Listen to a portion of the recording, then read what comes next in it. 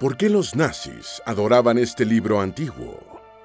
Un libro romano de hace 2000 años se convirtió en la obsesión secreta del Tercer Reich. Himmler lo respetaba casi como su Biblia, y Hitler lo consideraba de los más importantes para Alemania. ¿Qué tenía este antiguo texto que transformó la ideología nazi? Hoy descubriremos cómo un texto antiguo puede convertirse en el arma más peligrosa de la propaganda. La mayoría de los historiadores de la antigüedad se preocupaban más por emitir sus opiniones y dar lecciones de moralidad que por establecer la veracidad de las cosas que relataban.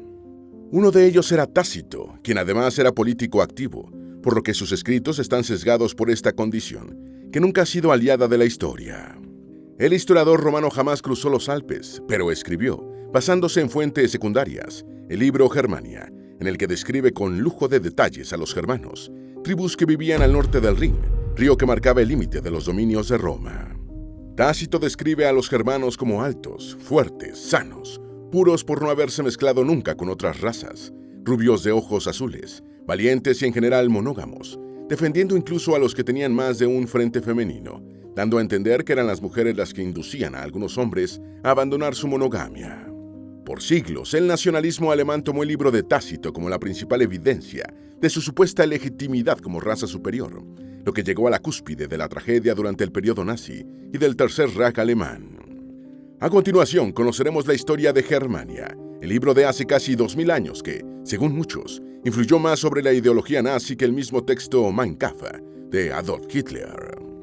Antes de meternos a fondo, no te olvides de suscribirte a nuestro canal y activar las notificaciones para mantenerte al día con nuestras actualizaciones.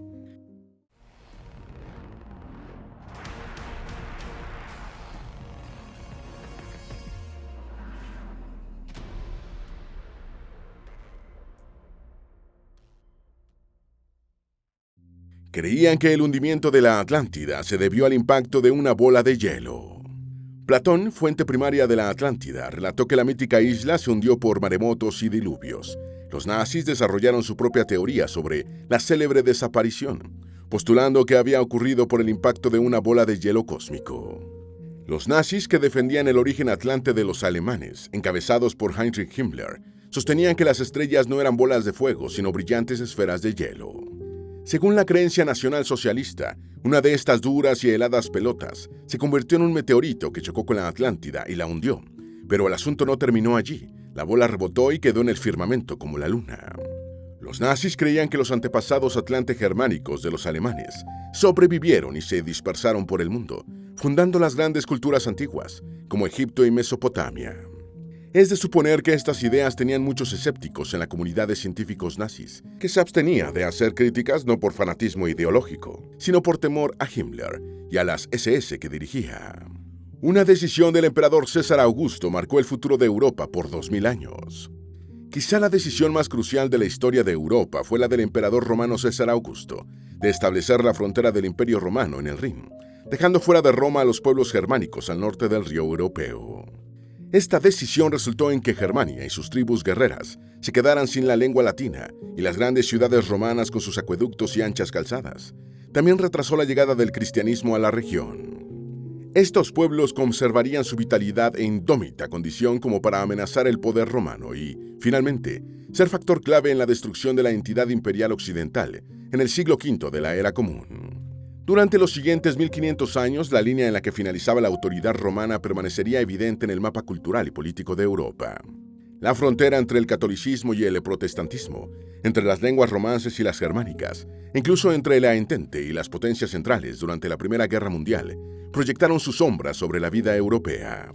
Estas distinciones, unidas a otros errores históricos, cebaron el nacionalismo alemán que fue determinante en su trágica cristalización en el nazismo durante la época de entreguerras, que resultó en la Segunda Guerra Mundial.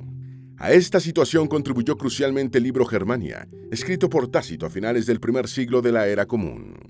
Escrito en el año 98 después de Cristo, Germania era una etnografía política sobre las tribus germánicas, pero los nazis lo usaron para manipular. La visión positiva que Tácito ofrece de los pueblos germánicos en su obra Germania fue utilizada por el partido nazi alemán como elemento propagandista de su ideología. La influencia de la Germania se ejerció durante cientos de años, señala Christopher Krebs, profesor de estudios clásicos de la Universidad de Stanford. Krebs resalta, el texto de Tácito desempeñó un papel crucial en la configuración de los 3 o 4 discursos principales que, en última instancia, alimentaron el nacionalsocialismo. Mientras investigaba sobre el texto Germania, Krebs se encontró con que el notable historiador italiano del siglo XX, Arnaldo Mogliano, había descrito la obra de Tácito como uno de los libros más peligrosos jamás escritos. Krebs agrega, empecé a preguntarme si esa afirmación era cierta. Intrigado, volvió a sumergirse en el texto del Romano para descubrir un mundo de conexiones con la ideología nazi. Todo nacionalsocialista influyente conocía la obra Germania y muchos soldados rasos se referían al texto como una Biblia, señala. Krebs describe el texto como una etnografía política de Germania, la región al noreste de la Galia que permaneció mayormente independiente del dominio romano. El profesor universitario apunta que Tácito también critica aspectos de la cultura germánica, pero expresa su admiración por varias cualidades, las cuales fueron utilizadas por los alemanes del Tercer Reich casi 2000 años después para alimentar su teoría de una raza aria. ¿Qué era el libro Germania de Tácito? ¿Y quién era este hombre? Germania es un tratado etnográfico escrito por Tácito hacia el año 98 de la Era Común, en el que el historiador romano proporciona una información detallada sobre los distintos pueblos germánicos, contrastando sus virtudes y vitalidad con los vicios y debilidades de la sociedad romana. Publio Cornelio Tácito fue un historiador y político romano nacido en torno al año 55 de la Era Común y fallecido aproximadamente en 120. Sus principales obras fueron Anales e Historias, mientras que Germania es considerado un texto menor. Sus fechas de nacimiento y muerte son suposiciones fundadas en textos de la época. Comenzó su carrera política en el año 77, según él mismo escribió, durante el reinado de Vespasiano, siendo sucesivamente favorecido por Tito y Domiciano. Tácito nunca cruzó los Alpes, por lo que jamás estuvo ni en Galia ni en tierras germánicas, para documentar sus obras como testigo presencial, y toda la información que utilizó en el libro Germania procedió, en el mejor de los casos, de fuentes secundarias. Según Ronald Syma, destacado historiador neozelandés de la época romana, Tácito escribió Germania, llenándola de opiniones personales, a partir del libro de Plinio el Viejo, Bella Germaniae. También se ha sugerido que utilizó partes de la obra de Julio César, Diodoro Sículo, Estrabón, Publio Aufudio Vaso y Posidonio para elaborar la suya, y posiblemente entrevistó a viajeros, militares romanos y mercenarios germánicos con conocimientos de la región. Desde su hallazgo en el siglo XV, el texto Germania fue copiado unas 6000 veces, entre 1500 y 1600. El texto publicado por primera vez a finales del siglo I de la Era Común ha experimentado una larga trayectoria. Fue redescubierto en el siglo XV y a continuación ampliamente leído por los humanistas alemanes del Renacimiento. En los siglos posteriores, el Aureo Libelo, o Libelo Dorado, como era referido por muchos, siguió fascinando a los lectores, tanto en Alemania como en el extranjero. Entre los años 1500 y 1600 fue copiado unas 6000 veces, siendo utilizado desde entonces como texto para la identidad alemana. El libro de Tácito gozó de gran popularidad entre los nacionalistas alemanes del siglo XIX, y en el siglo XX se convirtió en una obra de cabecera de los líderes, quienes adoptaron los temas y lemas del historiador romano para impulsar sus agendas políticas y raciales. Cabe destacar que la forma de trabajar de Tácito, que ahora parece insólita, no era especialmente extraña en aquellos tiempos, cuando el rigor histórico no constituía algo que preocupara demasiado a los antiguos historiadores. Los historiadores de hace 2000 años tendían a la descripción libre y a impartir lecciones de moralidad en sus escritos, incluso Heródoto y Tucídides, que se preocuparon por buscar información veraz, incluyeron en sus obras opiniones políticas y párrafos de inspiración literaria. Tácito, además de historiador, era político activo, una combinación que rara vez ha favorecido la objetividad histórica. Origen y hábitat de los germanos, según Tácito. Tácito describe a los germanos como un pueblo indígena, por tradición oral llegada a través de antiguos cantos. Veneraban al dios Tuisco, nacido de la tierra, y a su hijo Manó, el creador y fundador de su estirpe. A Mano o Manó le atribuyeron 3 hijos, cuyos nombres, según el folclore germánico, dieron origen a los Inja-Boones del interior, a los Germinones y al resto, los Istaebones. De acuerdo con la mitología greco-romana, Hércules vagó por las tierras del norte de Alemania e incluso Odiseo navegó al océano Ártico tras perderse. Algunos consideran que las anteriores referencias constituyen un intento del clasicismo de dar sentido dentro de su propia tradición cultural al norte semimítico. Tácito aseguró que las tribus germánicas eran autóctonas y no se habían mezclado con otras etnias o pueblos, un sentido de pureza racial adoptado firmemente por los nazis. Los germanos fueron representados con un porte audaz, con buena estatura, rostro feroz, ojos azules y cabello rubio o pelirrojo. Para los romanos tenían una fuerza descomunal, aunque poca tolerancia a la sed y el calor, y su tierra era salvaje e inhóspita. Se creía que los germanos habían empujado a los galos hacia el sur del Rin en sucesivas generaciones. Esta creencia existía cuando César conquistó Galia entre los años 58 y 50 a.C. Varias tribus con las que el general romano se encontró ya habían sufrido la presión de los germanos. Tácito describió a los germanos como un pueblo moral, libre, fuerte y sencillo. En Germania, Tácito ofrece detalles sobre el estilo de vida de las tribus germánicas y dibuja un cuadro admirativo sobre sus sanas costumbres, atribuyéndoles a los hombres la monogamia. Sobre esto escribió: casi los únicos entre los bárbaros que se contentan con una sola esposa, salvo muy pocos entre ellos, y estos no por sensualidad, sino porque su noble cuna les procura muchas ofertas de alianza. En este párrafo, el historiador romano no solo celebra la presunta monogamia de los germánicos, sino que da una justificación a los que tienen más de un frente femenino, reconoce su condición de temibles guerreros y los describe como sanos, fuertes y sencillos. Los pueblos germánicos de comienzos de la era común se asentaban en aldeas dispersas y llevaban una vida simple y pastoril. No había centros urbanos ni asentamientos al estilo grecorromano. Carecían de piedra tallada, tejas y vidrio, y sus comunidades no tenían plazas públicas, palacios y templos. Sus construcciones eran de sencilla rusticidad, hechas de barro, paja, troncos y madera. Al llegar a la mayoría de edad, los jóvenes recibían armas como símbolo de su entrada en la adultez. En algunas tribus, como los chatti, los varones jóvenes portaban un anillo de hierro, una especie de símbolo de contrición o de vergüenza, que no podían quitarse hasta matar a su primer enemigo. Economía y comercio de los germánicos. Desde una visión romana, los germanos eran primitivos en términos de desarrollo, economía y comercio. Su economía se fundamentaba en la agricultura, aunque el comercio de ganado vacuno y equino tenía cierta importancia. Tácito afirmó que no poseían minas, ni metales preciosos ni monedas de ningún material. En contraste con la compleja economía que tenía como epicentro la ciudad de Roma, cuyo foro estaba salpicado de entidades bancarias que financiaban el comercio y la política, los germanos carecían de bancos, y su incipiente actividad económica se basaba en el trueque.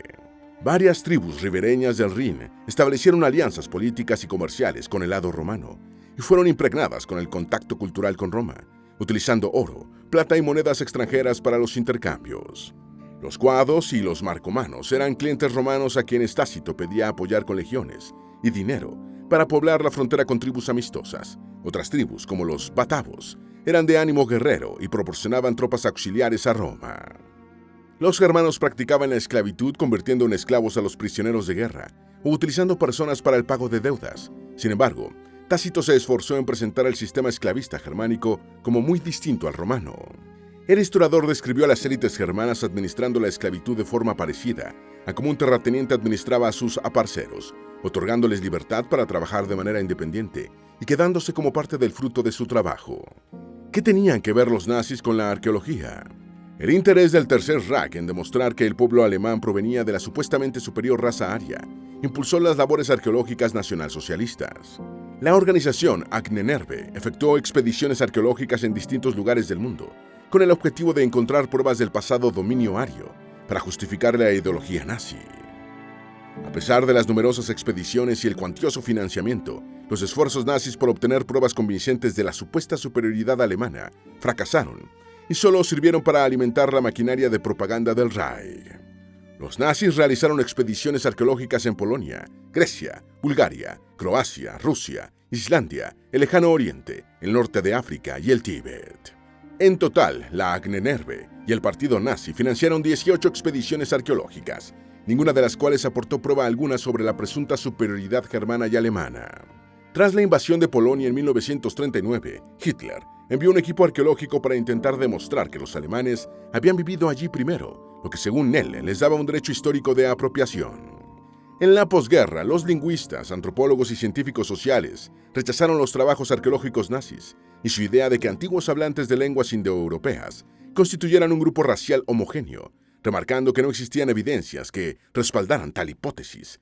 La raza aria como origen de los alemanes fue una construcción nazi. ¿Qué era el Ahnenerbe? La Ahnenerbe, término traducido como herencia ancestral, fue una organización pseudocientífica nazi establecida en 1935 por Heinrich Himmler como una dependencia de la SS, dedicada a difundir las teorías raciales defendidas por Hitler y el partido nazi. Estaba compuesta por una amplia gama de académicos, universitarios y científicos de todas las especialidades, que fomentaban la idea de que los alemanes provenían de los arios, una supuesta raza superior. Tras llegar al poder en 1933, Hitler estableció en Alemania un régimen de partido único y reiteró sus afirmaciones de que los alemanes descendían de los arios, una raza que, según él, había inventado la agricultura, la escritura y el arte, haciendo caso omiso a trascendentales descubrimientos arqueológicos. La mayoría de las personas de ciencias en todo el mundo rechazaron la teoría nazi, pero la prisionera y antes influyente comunidad científica alemana se plegó a los designios del Führer. Los académicos de la Ahnenerbe se las ingeniaron para interpretar pruebas científicas de manera que encajaran con las creencias del líder alemán, e incluso fabricaron evidencias deliberadamente con este propósito. Buena parte de los trabajos de la Ahnenerbe se realizaron antes de 1939 y fueron interrumpidos por el comienzo de la Segunda Guerra Mundial, aunque las labores continuaron poco después en los países ocupados. Una de sus principales y fallidas misiones fue demostrar que los arios habían vivido históricamente en Europa del Este, lo que a su juicio legitimaba la expansión alemana hacia allá. Intentaron apoderarse del Códice Aesinas de la Germania de Tácito. El Códice Aesinas es un valioso manuscrito compuesto en el siglo XV, casualmente redescubierto en 1902, en una finca de la familia de los condes Valdeschi, en el municipio de Jesi, en la provincia italiana de Ancona. El valor del manuscrito deriva de que contiene la transcripción de las llamadas obras menores de Tácito, incluyendo Germania y Agrícola. Los nazis ambicionaban el documento y Benito Mussolini se lo había prometido a Hitler como regalo, pero el conde Aurelio Valdeschi lo tenía a buen resguardo. Tras la caída del líder fascista, Alemania intentó apoderarse del códice a través de la Ahnenerbe, pero fracasó en su propósito. Debido a la presencia de 8 folios de la Agrícola, escritos en minúscula carolingia, se cree que el Códice Aesinas fue copiado directamente del desaparecido Códice Hersfeldensis, elaborado en el siglo IX. En el siglo XV, el códice estaba en Perugia, en la biblioteca del humanista y diplomático Stefano Guarnieri. El manuscrito fue encontrado por el filólogo César Anibaldi, a quien el conde Valdeschi le encargó en 1902 un examen de los documentos guardados en la biblioteca de la mansión familiar en Jesi. En 1994, la familia Valdeschi vendió el Códice Aesinas a la Biblioteca Nacional Central de Roma, donde se guarda bajo el nombre de Códice Vittorio Emanuele, 1631. Italianos y alemanes leyeron la Germania a conveniencia. El libro más peligroso, título de la obra del profesor de Stanford, Christopher Krebs, sobre la Germania, recuerda al humanista italiano del siglo XV, Poggio Bracciolini, quien descubrió el texto de Tácito hacia el año 1425. Poggio se lo prestó a otro erudito que olvidó devolverlo durante décadas. El texto pasó misteriosamente de un lugar a otro, hasta que reapareció décadas después en una biblioteca monástica. Por suerte, se conservó bastante bien durante su largo interregno. Desde entonces, la recepción y opiniones sobre la Germania dependieron de los intereses y prejuicios de los opinantes. Los italianos la usaron para argumentar los bárbaros y salvajes que eran los alemanes. Por su parte, los alemanes la utilizaron para mostrar la nobleza de sus ancestros y la existencia de una cultura alemana unificada.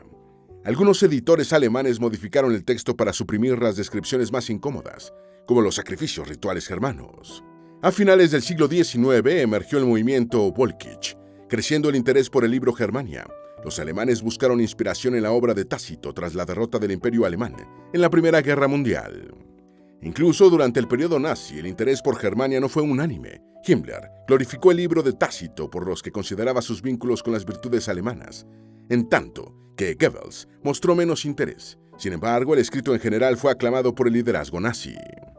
Lo dicho por Tácito fue manipulado por los nazis. El Códice Aesinas y la Germania se convirtieron en la base del volumen Herencia Ancestral, prologado por Himmler. La obra de Tácito fue glorificada por los nazis como un emblema, un retrato del ario primitivo, convirtiéndose en elemento crucial para el fortalecimiento del nacionalismo alemán.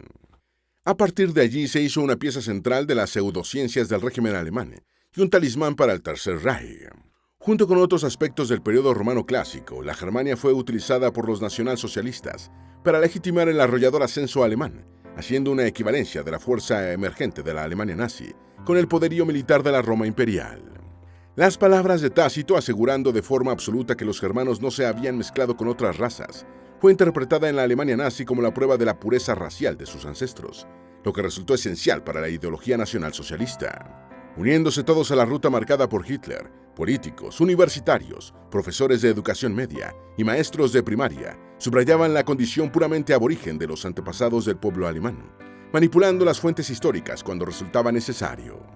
En 1943, la introducción del libro de historia de Schumann y Hune para jóvenes alemanes describe a los ancestros del pueblo alemán viviendo en comunión aislada, de acuerdo con la visión de Tácito. El reclamo del cardenal Michael von Faulhaber contra la religión germánica y su mención del libro Germania el 31 de diciembre de 1931. Michael von Faulhaber fue un cardenal católico alemán que se desempeñó como arzobispo de Múnich y Frisinga desde 1917 hasta su muerte en 1952. Como prelado, tuvo una posición ambivalente respecto al régimen nazi. Por una parte, fue un opositor de Hitler, considerando que la ideología nazi era incompatible con el cristianismo, mientras se oponía también a la República de Weimar y defendía un gobierno monárquico. Sin embargo, von Faulhaber reconoció como legítimo al Tercer Reich de Hitler y ordenó al clero católico que se mantuviera leal al mismo. Como datos curiosos, fue el último cardenal superviviente entre los electos por el Papa Benedicto XV y ordenó sacerdote a Joseph Ratzinger, futuro Benedicto XVI. El 31 de diciembre de 1933, el cardenal von Faulhaber subió al púlpito de la iglesia de San Miguel en Múnich, 11 meses después del ascenso al poder de Hitler, para denunciar que en Alemania se estaba constituyendo una religión germánica que pretendía sustituir a los dos credos cristianos principales, protestantismo y catolicismo. En su homilía, el cardenal citó la Germania de Tácito, describiendo a los antiguos germanos como politeístas y practicantes de sacrificios humanos y de otras costumbres primitivas. El cardenal von Faulhaber murió en Múnich, República Federal de Alemania, el 12 de junio de 1952, a los 82 años. Heinrich Himmler utilizó la leyenda de la Atlántida para justificar la idea de una raza aria. Heinrich Himmler, uno de los principales lugartenientes de Hitler como jefe de las SS, creía que el Tercer Reich era la encarnación moderna de una antigua raza superior alemana. Con esta idea se justificaba a sí mismo y ante los demás la brutalidad del régimen del partido nazi, sus ambiciones de avasallar a Europa y sus planes de exterminación de los judíos. Sin embargo, los nazis necesitaban argumentos convincentes para demostrar la supuesta superioridad de los alemanes, y el mito de la Atlántida les sirvió como coartada. Las leyendas de ciudades perdidas poseen un atractivo romántico especial que implica un conocimiento oculto o restringido. Una vez que existen tales leyendas, ejercen una influencia perniciosa en las percepciones populares del mundo antiguo, sostiene el arqueólogo estadounidense David Anderson, profesor de la Universidad de Tennessee, Knoxville, y activista contra la pseudoarqueología. No se trataba del relato original de la isla continente perdida incluido por el filósofo griego Platón en uno de sus diálogos, sino de una invención surgida varias décadas antes de los nazis. La Atlántida había sido todo un continente en medio del océano que lleva su nombre, y su imperio había dominado Europa, África y Sudamérica, una dominación similar a la que el Tercer Reich alemán pretendía. Según Himmler, los supervivientes de la Atlántida fundaron todas las grandes culturas del mundo. Las ciudades perdidas representan un desafío especial para los arqueólogos que buscan desmentir la pseudoarqueología.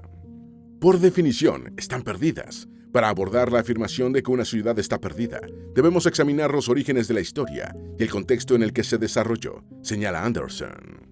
En el caso de la Atlántida, solo existen dos fuentes sobre su supuesta existencia, los diálogos platónicos, Critias y Timeo. En sus diálogos, Platón encomienda a sus estudiantes la tarea de idear una sociedad utópica perfecta, para luego enfrentarla en una guerra a su propio ideal, rodeado de perfección, la República, representada por Atenas. Cualquier noción de que los pueblos germánicos habían sido descendientes de los arquitectos del perdido y perfecto imperio de la Atlántida ayudaba a Himmler a justificar la ideología nazi. Esta ideología giraba por completo en torno a la raza, y la antigua isla de 7 anillos, supuestamente destruida por maremotos y engullida por el océano en un solo día y una sola noche, se convirtió en el símbolo de la presunta superioridad alemana. La versión de Himmler sobre la Atlántida narraba cómo sus supervivientes se dispersaron por el mundo y cómo sus descendientes fundaron todas las civilizaciones importantes posteriores, desde los egipcios en el norte de África y los mesopotámicos en el cercano oriente, hasta los griegos y romanos de Europa y los mayas en América. En 1931, Himmler fundó la Casa Atlántida. En 1931 se terminó de construir la Casa Atlántida en el casco antiguo de la ciudad alemana de Bremen, como un templo al mito de la isla continente perdida. Estaba previsto que fuera la sede del Instituto Himmler para el estudio de la Atlántida, así como centro de estudios sobre la superraza aria. Pero el cambio de prioridades tras el comienzo de la guerra frustró los planes del jefe de las SS. Diseñada por el artista expresionista alemán Bernhard Hoetger, sufrió grandes daños durante la guerra y fue objeto de una reconstrucción en 1965, incluyendo una nueva fachada, cuyo diseño lo realizó Ewald Mataré. El etnógrafo nazi Hermann Wirth postulaba que la Atlántida estaba sumergida en el Mar del Norte, frente a Alemania, y que había sido poblada por un pueblo germano, la raza más antigua del mundo, que después fundó las principales civilizaciones antiguas. Himmler consiguió que el rico empresario cafetero nazi Ludwig Roselius, oriundo de Bremen, y a quien se le atribuye la descafeinización comercial del café, financiara a la Casa Atlántida. Wirth fue más allá y convirtió la Botscherstraße de Bremen, en la que funcionaba la casa, en una obra de arte. La casa cambió su elevado origen por un destino más prosaico, convirtiéndose en un hotel, siendo actualmente propiedad de la cadena hotelera Radisson. Himmler envió al zoólogo Ernst Schaffer a buscar restos de la raza atlante en el Himalaya. En 1936, el zoólogo Ernst Schaffer fue convocado al despacho de Heinrich Himmler en el cuartel general de las SS en Berlín. En ese momento, aparte de jefe de la temible organización, Himmler era segundo al mando del partido nazi. Schaffer, oficial de la Waffen-SS, ya era una figura de prestigio como investigador y audaz cazador. Himmler lo incluía entre los que consideraba a los alemanes ideales y le explicó que los supervivientes de la Atlántida habían fundado varias civilizaciones en Asia. El jefe de las SS consideraba que el Tíbet, el llamado techo del mundo, en el Himalaya, era el mejor lugar para haber preservado los restos de esa cultura atlante germánica y envió a Schaffer a buscar los vestigios. El zoólogo ya había formado parte de 2 equipos de investigación en el Tíbet, por lo que, a juicio de Himmler, era el hombre apropiado para encabezar la nueva expedición. Schaffer fracasó en su búsqueda en el Tíbet entre abril de 1938 y mayo de 1939, y 4 meses después estalló la guerra. Esperamos que este video te haya sido útil. Si tienes algo que agregar, por favor, compártelo con nosotros en la sección de comentarios. Dale me gusta a este video y envíale el enlace a tus familiares y a tus mejores amigos, para que también sepan más sobre por qué los nazis adoraban un libro antiguo. Si eres nuevo en nuestro canal, no olvides suscribirte. No se te olvide seguirnos en todas nuestras redes sociales, que van a estar aquí abajo en la descripción. Recuerda, un pueblo que no conoce su historia está condenado a repetirla.